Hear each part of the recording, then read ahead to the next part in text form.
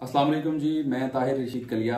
आज का ये ख़ास इंटरव्यू आज हम इस मकसद के लिए कर रहे हैं, हमारे वो नाजरीन जो कि हमें फेसबुक, सोशल मीडिया या इसके अलावा यूट्यूब या किसी भी ऐसे प्लेटफॉर्म पर देख रहे हैं जहां से वो अपनी इन्वेस्टमेंट के हवाले से ख़ास तौर पर फिक्रमंद हैं और वो चाहते हैं कि वो अपनी इन्वेस्टमेंट ऐसी जगह पर करें जो कि ना सिर्फ मुनाफा बख्श हो बल्कि इसके साथ साथ वो आइंदा आने वाले वक्त में या आइंदा आने वाले सालों में उनके लिए बहुत ज्यादा प्रॉफिटेबल भी हो। तो वो नाजरीन जो कि रियल एस्टेट की दुनिया के हवाले से कुछ जानना चाहते हैं, रियल एस्टेट में क्या हो रहा है ये सोचते तो हैं लेकिन उनको अंदाजा नहीं है कि रियल एस्टेट की दुनिया में किस तरह से लोग इन्वेस्टमेंट करते हैं और उसके बाद दिनों में करोड़पति हो जाते हैं। तो आज रियल एस्टेट की दुनिया के एक नामवर शख्सियत हमारे साथ मौजूद हैं, मोहतरम सिराजुद्दीन जोया साहब। जोया साहब कैसे हैं आप? जी क्या हाल है? आप ठीक है मलिक साहब? खैरियत से? जी अल्लाह का बड़ी खुशी हुई आज आपने अपने YouTube चैनल पे मुझे दावत दी, बेहद खुशी हुई। अल्लाह आपको खुश रखे। Thank you so much. आपकी मोहब्बत है। सिराज साहब, इससे पहले कि मैं अपने इंटरव्यू का बाकायदा आगाज करूं, मैं ये जानना चाहता हूं कि आप रियल एस्टेट की दुनिया में कितने अरसे से कदम रखे हुए हैं और किस तरह का तजर्बा आपका रहा? देखिए जी, ये जो रियल एस्टेट का बिजनेस है ना, ये बड़ा वसी बिजनेस है और बड़ा लॉन्ग टाइम और बड़ा डीप है। इसको समझने के लिए आप समझ लें कि समुंदर है। आप जब इसमें कूद जाते हैं तो फिर एक तो ये कि वापसी के कोई चांस नहीं है, ठीक है। दूसरा ये है कि आप समुंदर के अंदर चले गए। सही है। क्या होता है आगे जाके वो अल्लाह बेहतर जानता है।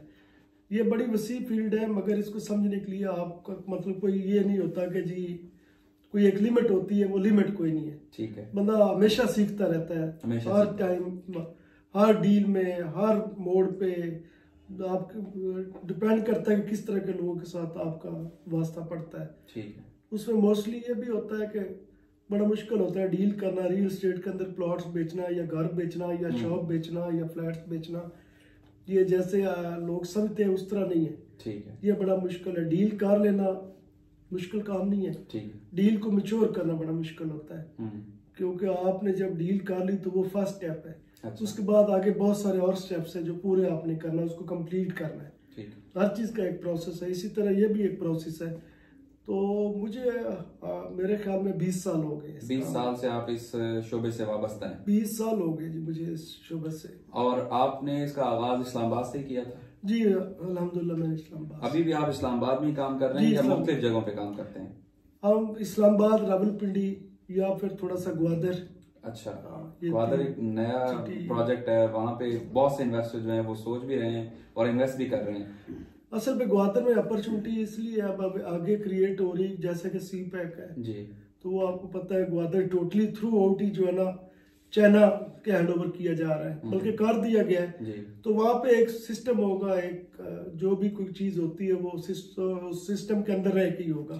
मीन्स ओपन नहीं है कि जिस तरह हमारा ऐसा लाहौर के अंदर है, मतलब कोई किसी तरह की कोई तरीकाकार कोई नहीं है। वहाँ एक सिस्टम बनने जा रहा है और वो मेरे ख्याल है चाइना गवर्नमेंट बड़ी फेमस इस टाइम। आपकी नजर में ये अच्छा प्रोजेक्ट है, लोगों को इन्वेस्ट करना चाहिए? ग्वादर बहुत अच्छी जगह है। जिस भाई के पास पैसे हैं, जिसको नहीं समझ आ रही, वो पैसे बैंक में रख के बैठा है, वो जाए ग्वादर जाए, जाके उसको देखे, ठीक है। जो उसको समझ आती है, अगर नहीं भी समझ आती तो वहां पे किसी को हायर कर ले।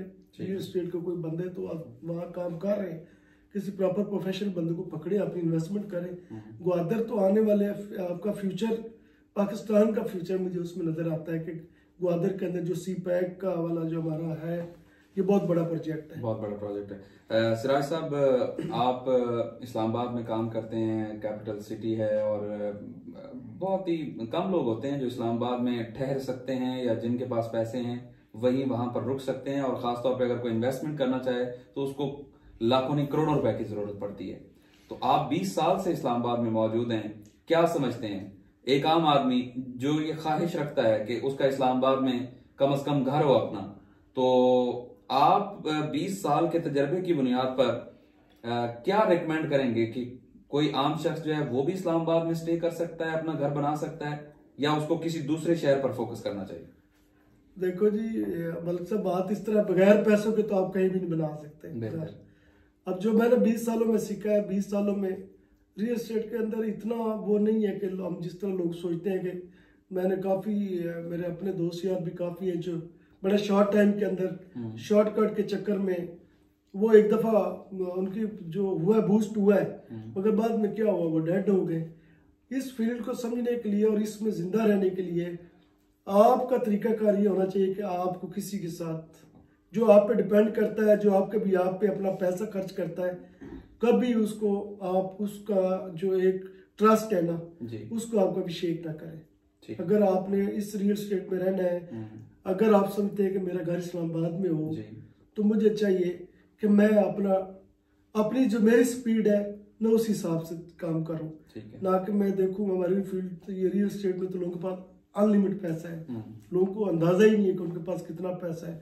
मेरे सामने लोग पैसे कमा रहे होते हैं, हम देखते हैं यार आज फलाने दोस्त ने ये किया, फलाने ने ये किया, मगर वो फिर भी पैसों के साथ पैसों को कर रहे हैं। ठीक है। मैं भी कोशिश करता हूँ, मेरे साथ जितने सारे लोग हैं अल्हम्दुलिल्लाह पूरे वर्ल्ड में लोग मेरे साथ जो काम करते हैं, मगर उनके साथ यही एक तरीका कार है, हम अपना बड़ा स्लो स्पीड से काम करते हैं। एक आम नाजरीन जो हमें देख रहा है वो ये सोचता है कि अगर वो रियल एस्टेट के बिजनेस को ज्वाइन करना चाहे तो क्या उसके पास अपनी इन्वेस्टमेंट होनी चाहिए? जिस तरह से ज्यादातर लोगों को मैंने देखा है कि वो परसेंटेज पे काम कर रहे होते हैं, तो उस हिसाब से ग्रो करना आसान होता है, या अपनी अगर आपके पास बिजली कोई बात नहीं, काम यार